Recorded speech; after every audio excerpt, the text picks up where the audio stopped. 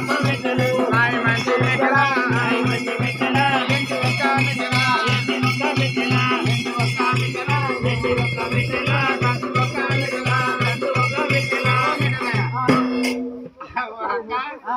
శిశిరేఖ వసంత ఏం లేదు కానీ ఒక మాట ఇవాళ అత్తమ్మతో పంచాయతీ పెట్టుకున్న సంతోషమే.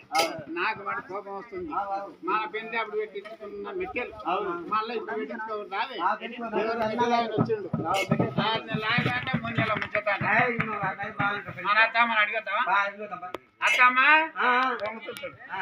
అడుగుపో పోయేత్తమ్మా మెట్టెలాయన పెట్టుకున్నాం.